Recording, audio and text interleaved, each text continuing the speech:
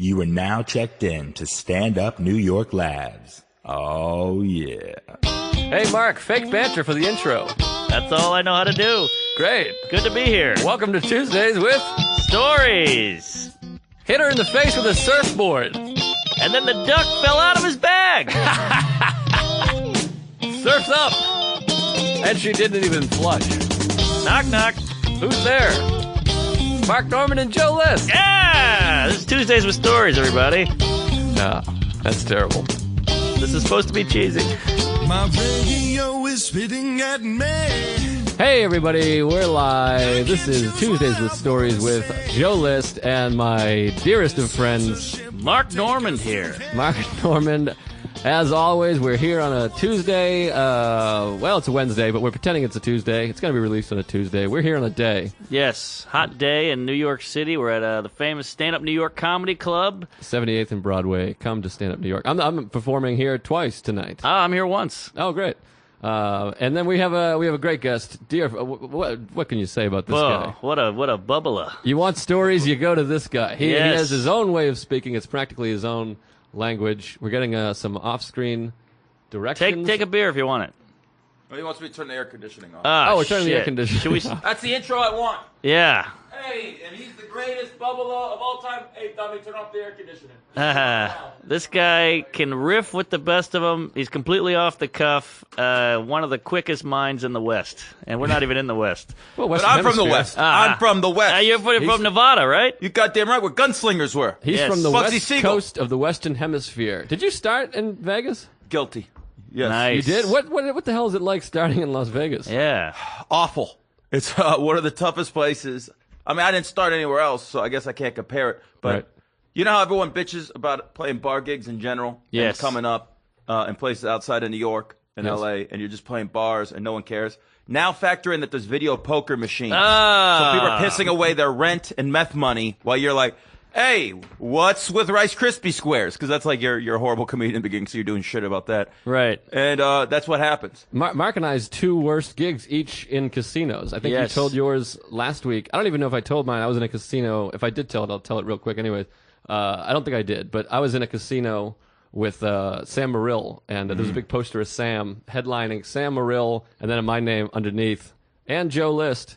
I've been doing comedy 9 times as long, so that was hard to swallow. And then I'm on stage, and it's a bar with a garage door that opens into the casino, so you can hear the casino, and then people are just walking by yelling, fuck you, and the worst. stuff like that. So it was just, that's the only time I've ever broken down crying in comedy. Is was that after right? That gig, yeah. Wow. And Sam came to my door and like knocked on my door, and I opened it just teary-eyed, and this poor guy, it's like his 3rd road gig ever. And I'm Wow. just crying. I didn't know you were crying. Yeah, I cried, like physically cried tears. It was brutal. But it was like a whole thing. We had driven and we were losing money, and I was getting heckled, and I was basically opening for my friend who I love, Sam, but he was literally doing comedy a 3rd as long as me, and Right. That messes with your head. and there's casinos, and then Mark was doing comedy just in the middle of a casino one Middle time. on the floor, video poker machine here, craps table there. Unbelievable.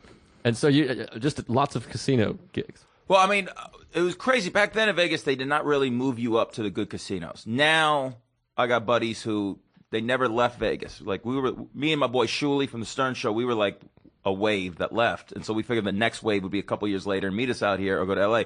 They stayed, and one of the reasons is now they're working real casinos. Right. I got stuck playing wonderful places like the Greek Isles, which used to be like the poor man's circus, the paddle wheel. Wow. Below Circus. Yes. There's got to be a story or two from the Greek Isle. Good Yeah, give me Lord. one of them. Well, here's the first story. It was ran by Buddy Hackett's son, Sandy Hackett, who would great give showbiz name, Sandy Hackett. Sandy. Of course it is. So he, to his credit, would try out new comics. Now the room was usually horrible, like 8 people, usually 6 blue hairs, and then you'd see a couple young people and get excited, like, oh, I'll be able to be me and relate to the young people. They have neck tattoos and look like they're going to be in Breaking Bad episodes. So these are not Las Vegas tourists. Well, they're tourists, but a lot of them are coming from like Bakersfield and meth towns. Desperados. Yes, I don't know what a Desperados. desperado is, but I always wanted to say desperado. Don Henley's children, they were showing up. So it would just be painful, and he would tell you, like, you have to start over. Like, it's really weird. You'd even have like a good set, And he'd be like, that was awful. You're not listening to any of my notes. Wow. Here's my notes. Come back, do 3 minutes. You Whoa. come and do 3 minutes and do exactly what he would say and tank. The 3 minutes would feel like 4.5 hours. Give me an example of like a 3 minutes he would give you.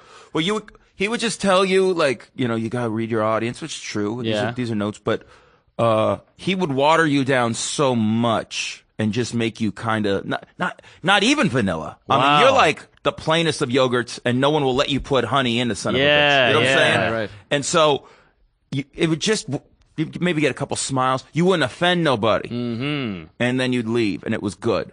Right. And that was painful. And then you'd be like, did I get better? Or does he just want me to struggle? Right. Was he funny?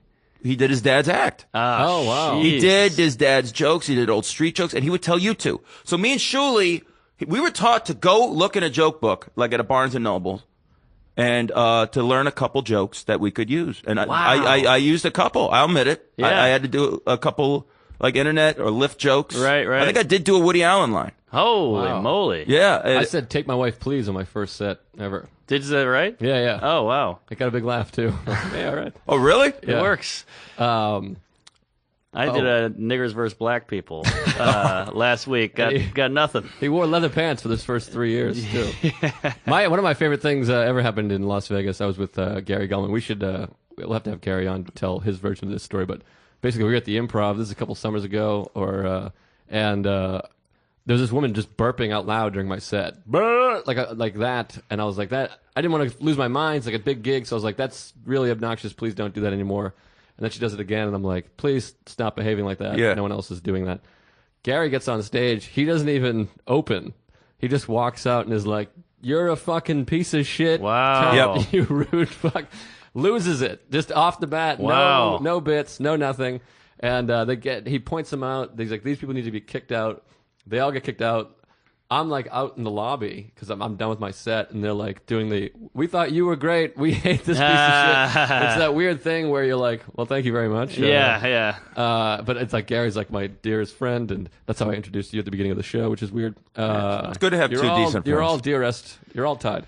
Yeah, the Harrah's in Vegas that's a tough gig. Yeah. It is not fun. Well, so then we bump into him later on. Oh. Henry Phillips. Sorry, it's me, Gary, and Henry. We're all walking around. We bump into them hours later, and the guy gets into it with Gary. He confronts him. They're like a manager and an umpire, face to face. Gary's a big dude, baby. Yeah, and Gary refuses to say anything because he's smart, and he's like, I'm not getting into it. Then Henry starts getting into it with the guy, defending him. Henry's a little drunk.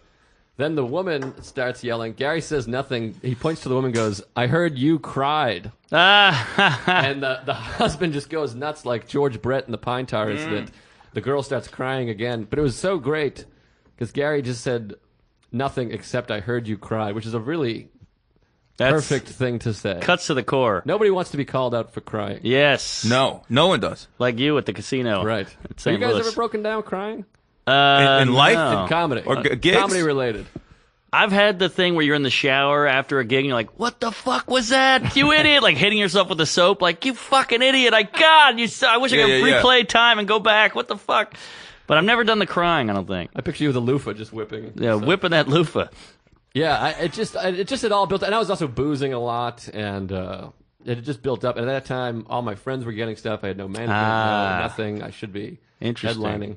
It's always, for me, the hardest is when you're in a thing where you're like, I should be doing what that. Right. But you can't get caught up in that shit. No, And it's no, easier you said than can't. done. I get it too. Yeah, I'm better at it now. We all get it. But have you any tears ever shed? I'll have tears like between 4 a.m. and 8 a.m. after gigs, but I don't know if they're necessarily from gigs. I think it's from alcohol and loneliness and how come I can't have the girl I want Right. and stuff like that. Yeah. And just sometimes that empty feeling Yes. hits you up. Oh, yeah. Yeah, a lot of emptiness. It's a lonely job sometimes. Whew. But I feel like I don't know you as well as I know Yeah. Mark and myself. Obviously, we're two of the happier, better dispositioned guys. Right. I think him too. He's up, always cheerful. You seem up, but I'm like, are you wearing masks? Is there a dark side? I think I've discussed this on your show at the Creek, Mark. right, but right. I hate that mask shit. I think we're all layered. Right. I love how everyone just wants to say, if someone's happy, they're just a happy person. Right. Or some people, I'm not happy all the time. Really? You're Yeah. never fucking smiling. That's a great point. When Right, the Jets win win a game, you don't get happy. When you eat chocolate cake or get laid, you're fucking frowning. You're Archie Bunker. Go fuck yourself. I hate that. I've seen Chris Laker smile before. So. Oh, I've seen him a million times. Yeah. We're all layered, and so people just think that you're this living caricature, and that you must be. Oh, if he's happy, he's fake. He's never sad. Oh, it's bullshit. No, I get sad because, like they said in Heathers, the great movie Heathers. That's right. I'm kicking it off with a Heathers reference. Yeah. If you were happy all the time and enjoyed life every second, you wouldn't be a human being. You would be a fucking game show host. That's what you would be. Yeah. Right. That's what I'm striving to be. Sadly. Well, Ray Combs. Host and committed suicide. Well, my thing is sure, we're all down a lot. We get down, but you can pick yourself up around other people. Like, how come, and this is a theory I have, why is it okay to push, if you have bad breath, you're like, oh shit, I got to cover that up. But if you got a bad mood, why don't you cover that up too? Right. You know what I'm saying? Yeah. Pick it up. Everything's contagious. I know you're a big sports fan. What do they say? Sure. Winning is contagious, right. Losing's contagious, slumps, stuff like that. Well, I mean, I try to stay away from miserable people. Because you're too miserable. I mean, if you're my buddy and you're sad, I'll try and pick you up. Right. But if not, I don't want to feel shitty. Yes. I'm feeling good. I did 15 laps this morning. I'm having a beer at 5 p.m. doing a podcast. Right. I don't want to be gloomy Gus. Would live it. Yes. I agree. That's what I've been doing. I quit drinking recently. I'm trying to go on a diet from all these negative people or whatever. Yeah, and people go, they go, what's your problem, man? Let me just be sad. I'm like, I'm sad too, but I'm hiding it for you. Right. How about you hide it for me? Right. I had an incident with a comic who I won't name yesterday where I was having a sad time, had a bad set on a cruise that we'll get to in a second here. Yeah. And I was down about that. And then this person outsads me. And I was like, no, this is supposed to be my day to be sad. And so now I got Became a sad off. I got to embrace, now I have to ditch my sadness to be like, you're going to be all right, you're great, you're fine. Oh, that's the worst. Like, this is my sad day. And I Right. only get like 3 a year. That makes Right. you work out of your own, though. Yeah. Yes. That's yes. true. You're I the did bigger feel- man. I did feel better. get Helping worked someone out of else it. helps you. I agree, but jeez, let the man. When I'm sad, I go alone. I want to be alone when I'm sad. I don't want to put it on anyone else. Right. That's considerate. You're a considerate guy. A lot of people just, I'm sad. I'm gonna go talk to everybody. See, those nights I described of after gigs where it's late and I've been boozing and I'm alone, that is how I work out of it. I figure once every, month, 2, whatever, you got to clean the pipes. You Right. got to clean the soul out. Right. I go home, I find some sad-ass music, I Yeah. lay in the dark, and I let it out. Just and if I get tear, sad. Yeah. I ain't gonna lie, 7 in the morning about 2 weeks ago, 10 times in a row on Spotify, I listened to Nothing Compares to You by Sinead I O'Connor. love that I will song. admit this shit. I love that song. I will admit it. Fancy restaurant. Oh, come on. Boy, every time. Restaurant. There it is. I feel like I nailed that. That wasn't bad. Go out and have fun as much as you can, and that is true. But he's a fool. Oh, but if your doctor's a fool, why are you seeing him? And why is your doctor telling you to have fun and not telling you how to eat and exercise? right. Right. What kind of doctor is that? Fun. Another thing that helps, get yourself a whole pizza. When you're feeling real sad, that's a good time. Oh, wow. You're like a lady. Oh, yeah. Your feelings away. I'm on a beanbag chair with bonbons. I do that now without drinking now, right after this. Let's get to this boat ride that we were both on this past Great. weekend. Oh, yeah, I might have to explain that a little. Yeah, I'll explain it, but I had a tough time Tarantinoing it. But I went straight to Subway, got a foot-long meatball and 4 chocolate chip cookies. And just Whoa! You gotta do it sometimes. That's where I used to booze. I'm Yeah. an alcoholic, so I just started eating this shit. So Yeah. like, that's the equivalent of the booze, and I just wanted to die afterwards. But so this past weekend, Mark and I both are privileged to work at the Comedy Cellar here in New York City, which is a great club in addition to Stand Up New York. And the Comedy Cellar occasionally has these comedy cruises, which is like a little boat. It's like 3 layers. There's like a music on the bottom, bar in the middle, and then there's A stage. sort of a make-do comedy club up top. Right. They get about 400 people on the boat. Crowd is 200 people. They switch. They do 2 shows on the boat, cruising around the harbor. Beautiful views, scenic. Spectacular views, which is Great. not usually what you want for a For comedy. situation, is spectacular views. Yeah. And everyone that works at the Comedy Cellar goes. The whole staff is there. The booker is there. Yes. The owner is there. Yes. Oh, so you're feeling All it. kinds of pressure. You just and the pressure is probably not real, but we put it on ourselves, I guess. in Yeah. ways. There's like old wives' tales of comedians bombing on there and never working again. And Jeez. It's ironic because it's the funnest situation of all time, except for the comedians. For Yeah. us, it's the worst situation.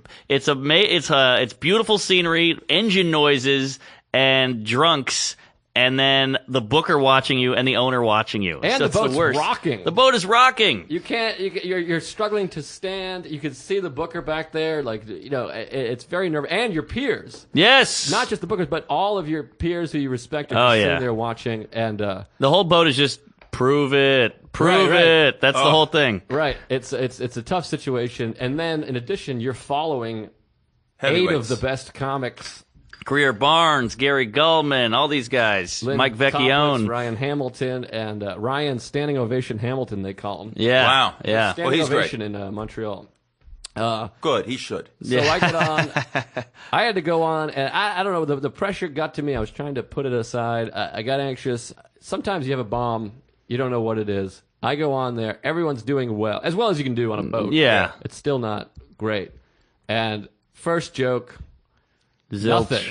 And then you immediately get that dry mouth, sweat, Uh-huh. nerves. I'm like, they're Yes. all going down. I'm going down. Yeah. And then I get stiff, and then every joke is just, oh.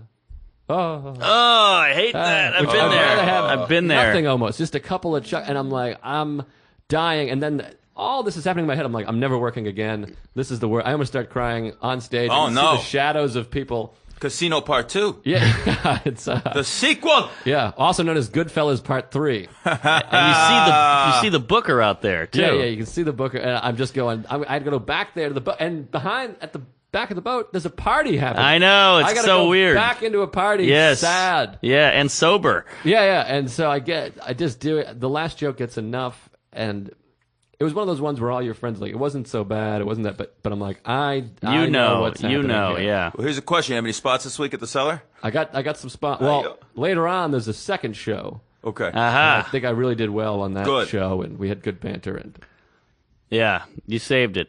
but you had much better sets than I did. My first see. one I did really well, and I had to close it out, which was terrifying. Wow. I closed out the second one. Which Yeah. was similarly terrifying. And then on the second one, I went second to last. So I actually got bumped up, which was nice. But I was glad to get off that boat, Mad Dog. It's terrifying. I did a boat gig once. Yeah, Hit me with please. it. Great money. It got hooked up to do. I don't know any notes. All I know initially is what they tell me is this is a bunch of cops Ooh. in Brooklyn. So this is my bread and butter. Yeah. Cops love me. I do Yeah. cop benefits. You bust cops' balls. Right. It's great. Cops and firefighters make for great audience. Outstanding. Great people. No sensitivities, no offensive bullshit, Right. no PC. Yes. Right. They've seen it all. Yes. And whatever you are going to say, they've fucking arrested people that have shit on their assholes and, crackheads and whatnot. Well, yeah, and they also, when they're sitting and eating donuts and shit, they're busting each other's balls. right. right. So for a guy like me who's gonna go, hey, you look like Salvador Dali got, raped or something like that. I don't know if I've ever used that one before. I'll make sure to tonight. Keep it. That'd be a Write good that one. down. I wouldn't know what Salvador Dali looked like if he walked in here. Oh, Really? with that mustache? Oh, yeah, you've seen him. I just know him from Adrian Brody portrayed him in Midnight in Paris. Ah, that's right. Oh, that's right. Anyways, let's Ooh, get back okay. to the boat with the so cops. I get there, and then the plot thickens. There's about 20 cops. There's about 40 other people. Hasidic Jews. These cops that are in a Hasidic Jewish neighborhood, they're a special force, and there's some Hasidic Jews who work for this force. Someone's retiring. Someone's birthday. They didn't give me any notes on them. I'm sitting in there trying to eat a little bit, and people are coming up. So, what notes do you have? I don't have nothing. Shut up. What are you going to say about me? These are the old wives, and they're just some of these women were wretched humans. And you've been talking every day, haven't you? No one told me shit. I'm just going to do my act. I'm going to get out of here. It is so horrible. People are just grabbing champagnes 2 at a time, pounding them. Fresh sushi and shrimp and all this great shit and food and all this good stuff. And next thing you know, finally, they're ready for you. Is it just you? Just me. Oh, my God. Those gigs are always the worst. You need a support team. The Yeah. DJ gives a shit intro. Of course. DJs, when there's a comic and it's only like one, they think it's fun to play sound effects, say witty shit. Hey, this guy, blah, blah, blah. Shut the fuck up, Johnny Banana, with your nonsense. Why don't you go play the Donna Summer fucking record that's outdated? Yes. Jerk officer. It's a bunch of shit. So, there's no stage. There's no lighting. The mic is horrible. I end up yelling. They just don't go with anything. I try to make jokes of this guy. I barely had any time to learn anything. I'm getting a crash course. Guy sits down next to me about 10 minutes before the guy throwing it. No, you need to talk about Suki. Suki, he does it this. Where was this shit 3 weeks ago, Yeah, dickface? right. 5 minutes before, you're going to give me this shit? And then be so arrogant. Paid me extra, thank God. Oh, like good. a little Oh, bit. that's But it was he didn't say thank you or good job. And part of me, I was brought up, man, you don't do a good job. I remember once I handed back money when I first started. Wow. Because I didn't think I did it good. Oh, wow. Which is a Pat Cooper thing. And Jay Leno as well. did Yeah. that. Fuck that. You put me in a bad situation. Half your people didn't even know what was happening. That's always good. They don't even tell these people. Bullshit. Fuck you, pay me. That's collateral damage. Right. Go fuck yourself. I don't feel any guilt. I hope you never laugh at another comedian again. I hope you never watch comedy. You don't deserve what we do. A lot of these people were very nasty, yelling shit, really drunk. I think one dude took his shirt off. What the fuck kind of shit is this? Good Lord. Now, did they expect you to go around with a notepad and pen going, all right, what's your name, Willie? Oh, And I'm yeah. that good. I'm a computer. Yeah, Bloop, bloop, bloop, exactly. bloop. You just put it together. It's insane. It's inside information. A couple of the cops were cool with it. I went at them, but oh man, Yeah, most of the Hasidics weren't feeling me. Fuck. Most of the Hasidics weren't Fuck feeling them. me. Listen to this shit. I used to live in Crown Heights. It's Caribbean black on one side of Eastern Parkway. The other side is all Jew, Hasidic Jew. They have their own police force. It's their own hospital. It's crazy. And I lived on the black side, and I would be walking around at night drunk, and Jews would drive up in minivans and go, "What the hell are you doing, man? You need a ride?" I'm like, "Oh, I'm not Jewish," and they would just speed off. Yeah. I'm like, all right, well, thanks, dick. Wow. I've been stopped in the street, and it's like, brother, you Jewish? And I'm like, well, it's complicated. I'm not sure. I was baptized Catholic, but we're pretty sure my real dad is Jewish. And the minute they hit the front end, it's just walks by. Yeah. Like, wow, I didn't make the cut? Right, exactly. Oh, man. You feel like less of a person. I mean, it's crazy. But so I mean, that was my boat thing, and it was awful. And I was getting sick before. And then after, I mean, I told the bartender, I go, I have a feeling this isn't going to go great. I want the biggest glass of vodka soda waiting for me the minute I'm done. Yeah. One of the things about the boat that sucks is there's nowhere to go afterwards. Right. You can't get the hell out of there. Normally, you bomb, you get in the car, you're gone. We were almost docked. Boat, you're just there. Luckily. Well, that's not too bad. So I waited like 20 minutes, and I got the fuck out. That's a long 20 minutes, though. It was rough, dude. Yeah. Nate Bargatze had a cruise bomb one time, and he was on the elevator the next day with his hat on, and there's people talking across him about how bad the comedian was. Oh, I've had Talking that. about him. I opened for Schumer at Comedy Works. I had a okay set, and I was shitting after the show in the regular bathroom, in the stall, pants down, shitting. That's how I usually shit. Right. And I hear people washing their hands. They're like, "What'd you think of that host? Hilarious host, unbelievable, great host. What'd you think of Schumer? Blew my mind, amazing, incredible, funny lady. What do you think of the middle guy? Ugh. Wow, he was bad. I hated him. I didn't like the look of him. I hated his act. I wanted to kill him. Just it kept going. worse. And I did the whole. I was sitting there and I went, I thought he was pretty good. That's good. And they were like, Nah, you're wrong, buddy. Keep shitting. Wow. Yeah. I got a couple of these. You ready for this? Yeah. All right, one is secondhand. You all have done Lefties in Barnegat, New Jersey Yes. with my main man, Soul Joel, right? Oh yes, yes. Which is not an easy room. No, I had a blast there, but it was not easy by any means. Not easy to get to either. by No, the way. it's just fucking It's like Pine 8 Barrens. buses and a ferry. Yeah.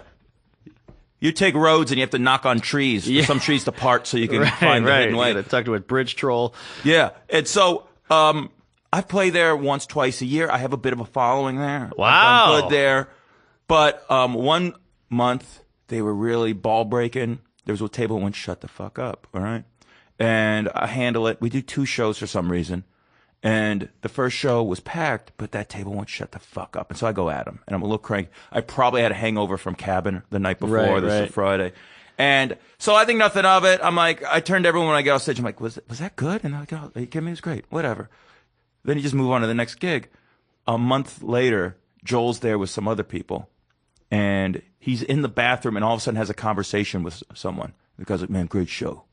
And Joe's like, well, people bring the heat. He's like, yeah, you do. Except, I gotta be honest, last month, Mad Dog, he bombed, man. And I'm not the only one. People at my table. And there's a dude in the bathroom. I guess there was a couple dudes people come see me every time, and they cut their piss and poop short. So, maybe if you would have shut the fuck up, it was the talking table, you would have enjoyed it. Mad Dog did his thing, and he's great. You're a fucking asshole. They were like getting in this dude's face, protecting me in the bathroom. Whoa. I hate that. I hate the table that's talking. They're like, you're like, shut up. And they're like, well, you're not being funny. You have to listen to a couple words, buddy. What do you think? I'm just going to like put a pie in my face? The worst is the tables that will laugh, and then the next joke they're talking. Where you're like, you like that joke. Maybe you'd like this joke. Take this I have no tolerance for it anymore. I know. None. It's atrocious. Well, here's one where I'm the one talking shit in front of someone and not knowing it. But it's not comedy, but close. Oh, I've had a thing. You've had that? High school. That's my biggest fear. I'm in bands. I'm in bands. We do Battle of the Bands my junior year, right? My band, was that Sexual Tobacco?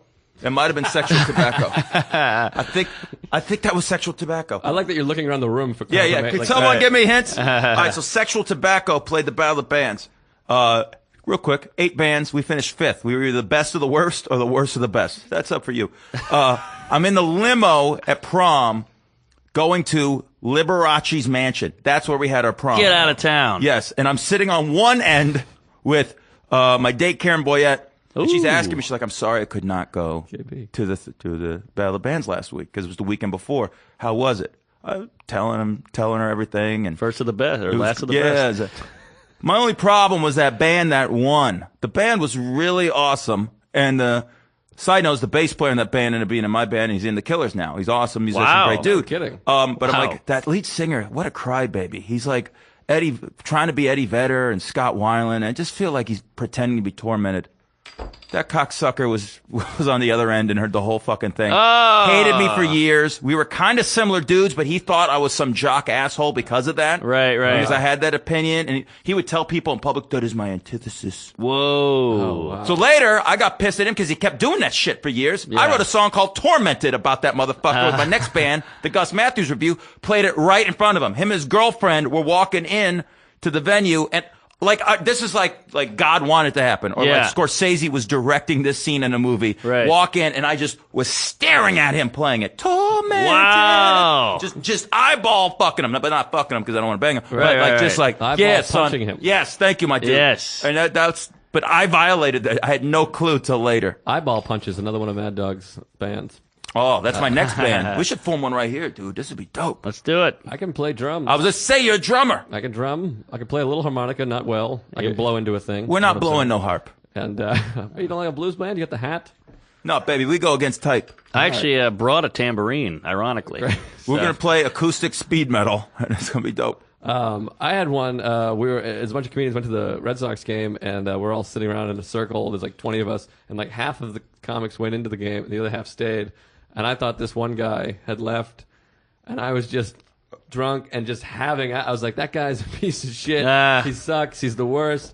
And then he just turns around with a round, including a beer for me. So he was standing the whole time. Oh, so no. then I just had to be that mean to him for the rest of the night. Yeah, It's yeah. not really my personality. I'm like, look at this piece of shit. Right. Fuck you, you asshole. You want funny bitch.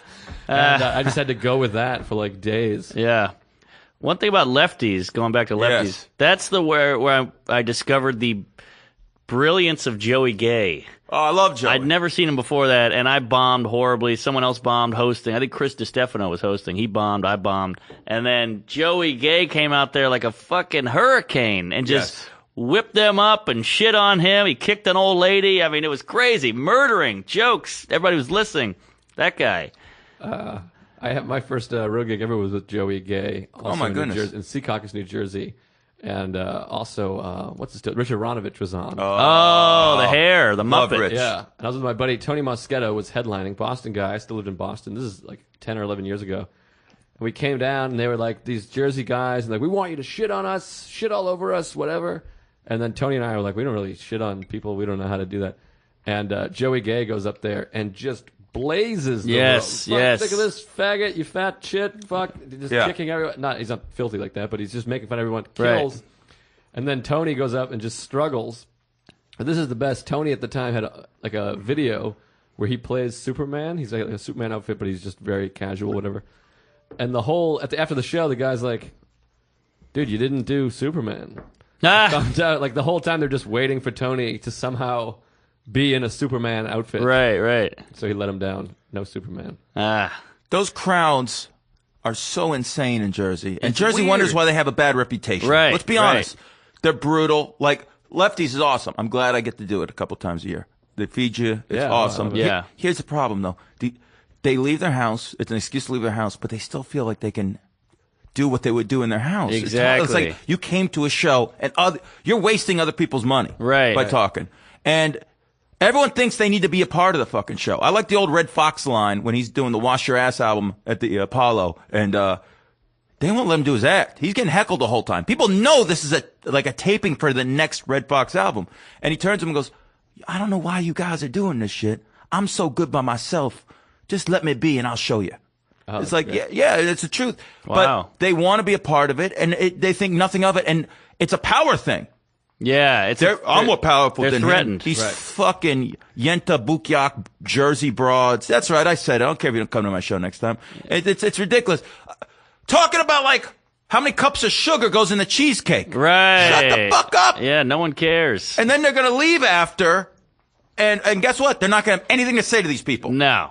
So why Exactly. don't you take advantage and Exactly. not talk to them for the hour and a half Right. that you're paying $25 for a drink? Right. You paid to come. What are you doing? Right. Why would you do that during a movie? Here's $13. Let's go see Spider-Man and talk about Right. Iron Man. You get hushed. You get hushed. Brother, I went and saw a matinee of the new Woody Allen movie yesterday. A bunch of old people. No one under 70. Man, anyone opened up their mouth at all. There was some dirty looks Oh, and yeah. some hushes. Uh-huh. Right. And it was, I thought some of these old ladies were going to break legs. Like, that bitch better shut up. One time I was at the movies, my friend Mike Robinson, who's one of the funniest people I've ever met.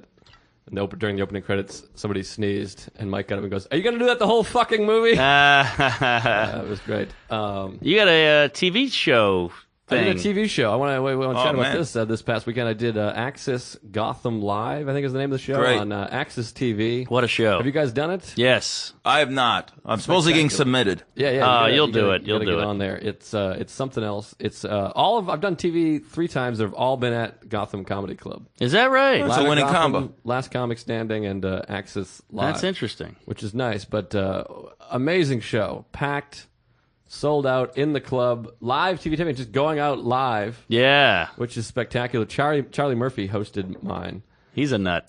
Bit of a nut, and I hope he's not listening. Not great at taking direction. I can chance. see that. Yeah, Well, I wonder why. he. I mean, he has an interesting fragrance when he walks into the clubs. Oh, is that right? Oh, have you not noticed? With him and his entourage? Weed. I didn't get too close to him. Yeah, Oh, very weedy. It smells I like a see. party at Snoop's house in 92. Right, right. Boy, it right. sounded like Dennis Miller right there. It's like a Snoop's house in 92, Chachi. Right. Yeah, he's the guy. Whenever I go to comedy clubs all over the country, I go, "So who's the guy you hate the most?" And they always go, "Well, Charlie Murphy." Wow. Yeah. I always do that too. Yeah, I used to get Richard Jeni quite a bit. Is that right? Yeah. Not a pleasant guy, evidently. Wow. I never met him. But so Charlie Murphy, at the end of the show, I mean, you did it.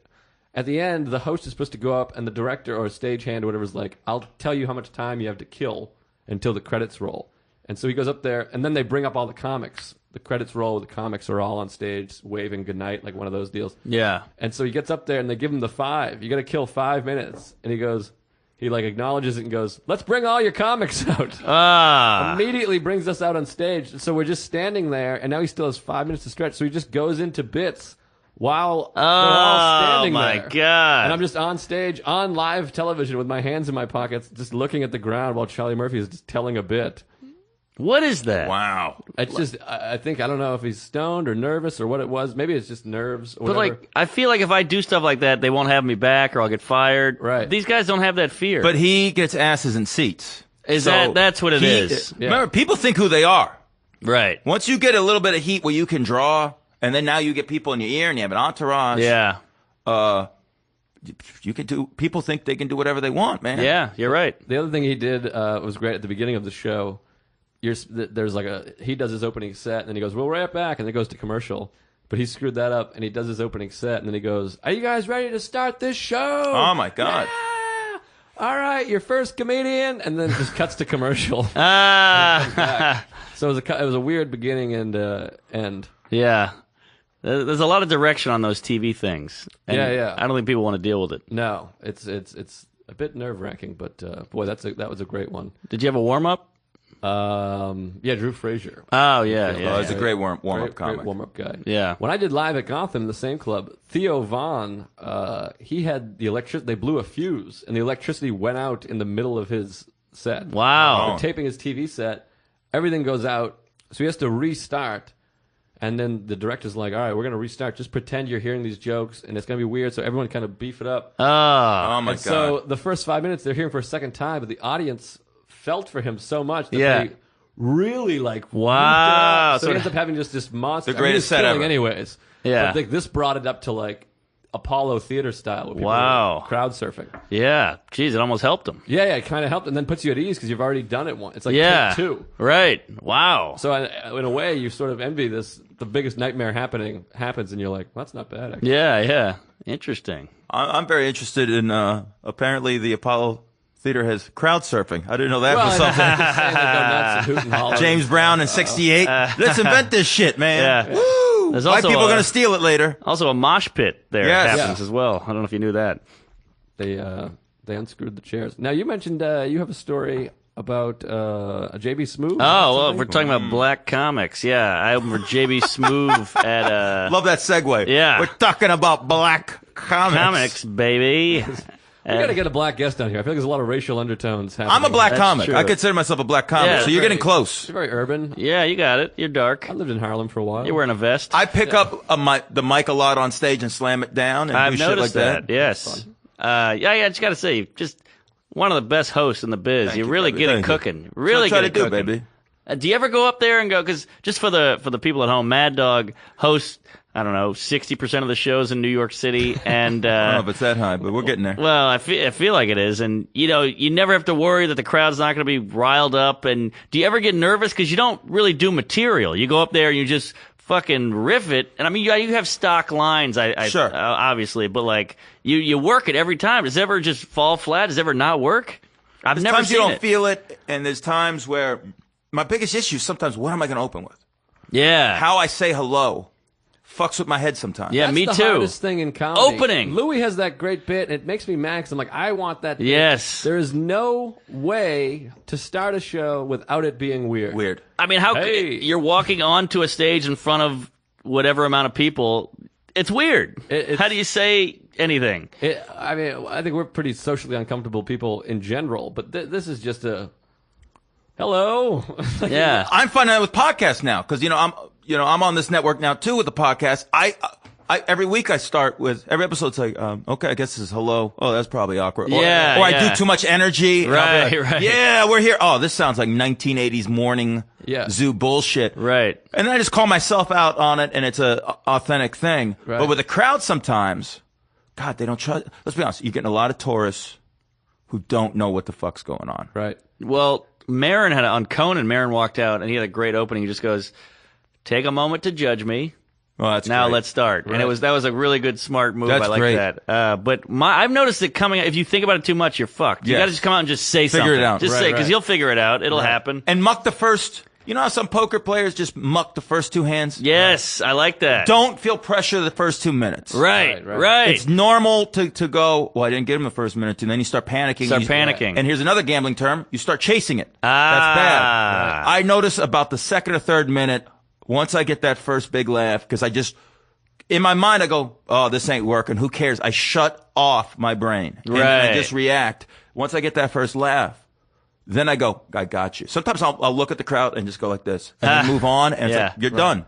I got That's true. you in my can't- hand. You can't chase it. That's so true. You'll chase it for 20 minutes sometimes. That's And the you just- worst. You get off stage, you're like, I just ran a mile. Just felt figure it like. out. Right. Yeah. Go on instinct. Sometimes it's those shows that we've done. I don't want to name clubs, but there's a lot of bringers and barkers on the show, and you just want to go out there and go, "Hey guys, I'm way better than everyone you've seen Right. so far." I guess because Just there's trust people like me. this. Here's another guy. Be like, "This, nah." If I host Right. a bringer or something like that, I kind of hint. It's weird. I don't sell out comics. I mean, as a host, I'm the point guard. I'm feeding you the ball. I want you to look good. But I don't lie. Like, I won't make Right. bringers sound better. Tell them that I've been on this and this. Have you been on it? No. Okay. Good for you. What am I going to say?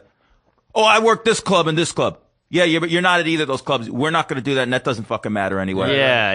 You're That's just always lying. weird when people plug other clubs. Oh, it's weird. Yeah. But this is something I learned working with Giannis, and both of us come up in black rooms, and that they kind of indicate, look, these are New Jacks, Yes. and these aren't. And I've gotten in trouble for this shit for check spots at another club back in the day. Remember the old Laugh Factory, Times Square Arts Center? Yeah. I worked the midnight shows forever there on the weekends, and they were tough and painful. And we would get check spots, and they'd give guest spots to almost anyone. And these, I'm gonna be honest, some of these guys were horrible. Yeah. Or just not ready.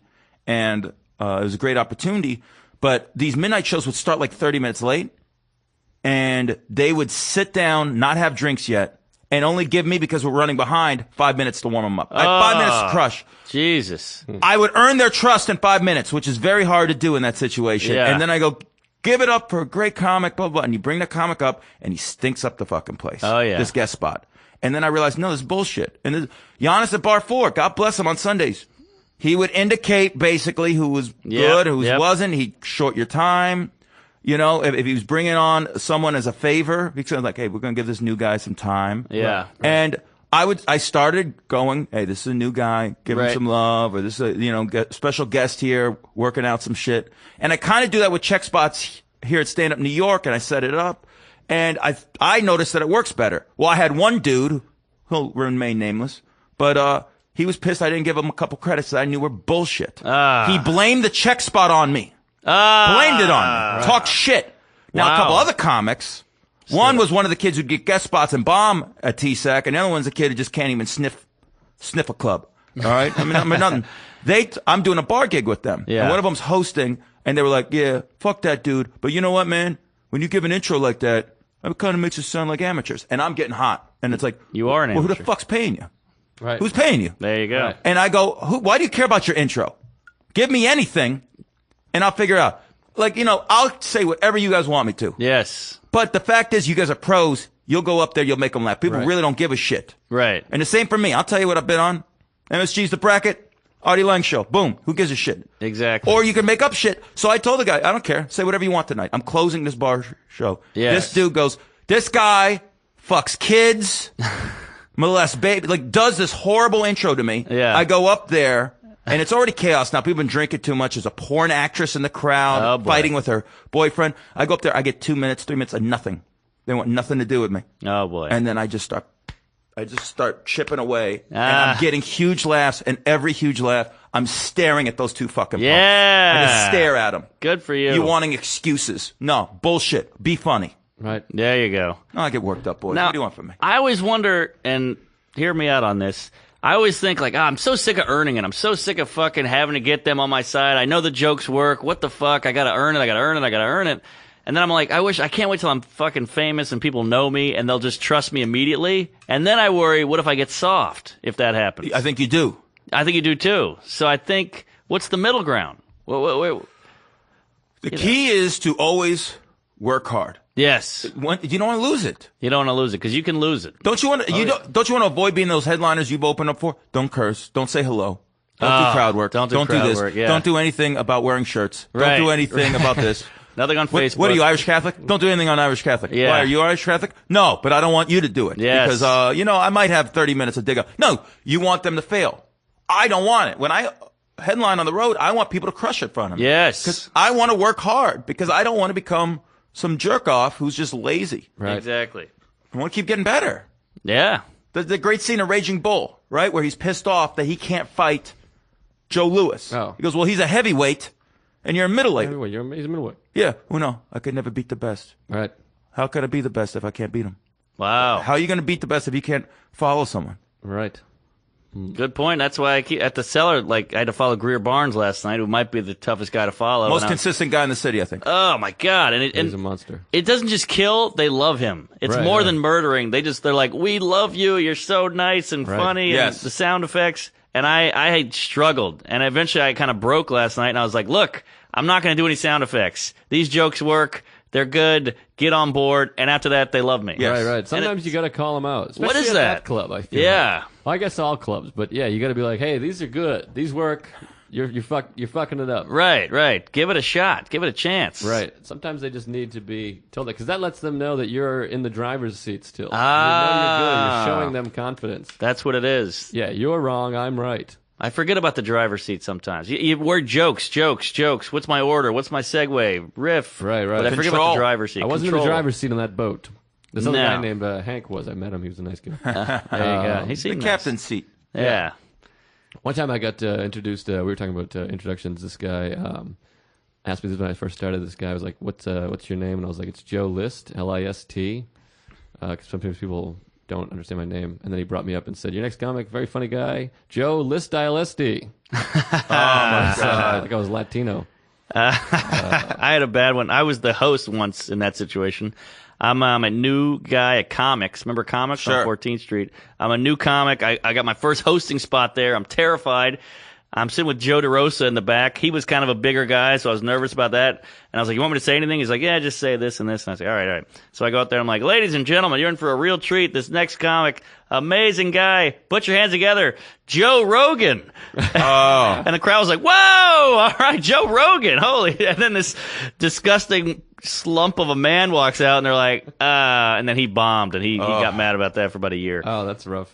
I had to stop mid-intro for Dane Cook. I was opening for Dane Cook at the Comedy Connection. Sold Wow. out 500 seats. This is right before it really popped. It was popping. He was the biggest club act and was about to become the biggest comedy star of all time, whatever the fuck. And it was New Year's Eve, and I was like, "Ladies and gentlemen, the funniest guy in the goddamn country. He's been on Central Comedy." Fuck. All right, fuck. Sorry. Hold on. Central I was Comedy. Like, Dane, wait. Which is next to And Central the crowd Air. was like, they're so fucking juiced and ready to explode. I was like, let me start all, and I turned around like I was going to do an impression, like with my back. Set myself up and did the whole intro over again. And he came up and he bounces up. He's doing backflips onto the stage. And he's like, "That's never happened ever. I've never heard of anyone doing that." And it's weird. It sucks because like he gets juiced great. up for these shows. Oh, of He's course. in the back doing push-ups, like literally, and comes running out. And I started his process and had to like make him stop it. But it was such a bad intro. I wanted to just nail that intro. You take pride in your intros. I remember when we worked together in Sacramento. Oh yeah. I didn't know what I was so new to comedy as a host, and I would be like, I would tell a couple jokes, and I go, "Joe List." I wouldn't even say I'm Mark Norman. I wouldn't say "Give it up That's for a me." common mistake. You got to get your applause. Yeah, I never That's knew sort of that. the divider, and then you just perform. You should get an applause. Right. Anyways, but I think that's the thing. People do that a lot. Not like especially newer guys. Like you're just like that was years ago, by the way. Where people are just like, "All right, here's the next guy." Right. This is a great story, real quick. Then another Henry Phillips story. Who has great stories. We'll have him on at some point. Probably the best comedy storyteller I've ever met. Mm-hmm. But he did a show with I think it was Drew Hastings and maybe Patrick Keane or something. And it was at a theater. And I don't know if I told you this story. This kid, is like a local kid, was going to MC the show. And he was just like a local radio guy. He was going to MC. He's always wanted to do stand-up. And they're like, in the back, they're like, "This is your time to try." They're like, "Do you have time?" He's like, "I got like 5 minutes. I've been meaning to do it." And it's like a 2,000-seat theater. Like, well, wow. This is the time to do it. Do a few jokes. Yeah. This is a great place. And we're like, if it doesn't work, we're right here. We support you. We're not going to shun you. It's like they have this support team. She's like, "All right, I'll do it." He gets excited. And he goes to walk out to the center of the stage, and like halfway out, some guy yells, "Faggot!" And he gets to the microphone. He goes, "Your first comedian is Henry Phillips." Oh, So he just bailed on his entire dream. Like, Wow. It's like a 20-foot walk, and his whole life just because one guy just yells out "faggot." That Which is a brutal. rough heckle. I hope I didn't screw up Henry's story, and maybe he can tell it even better when he's here. But No, I've had the faggot yell, and it takes every inch of your ego out. Yeah. It rips it right. I was at a black college, and I'm like doing 30 minutes. Here we go. And I walk out, and some guy goes, "Look at this fag." Kills. I haven't even gotten to the mic yet. I grab the mic, and I'm in such a New York state of mind. I go, "What if I was actually gay? That would really be mean." He goes, "No, you are." And that kills even my God. harder. And then I had to do 29 and a half minutes after that.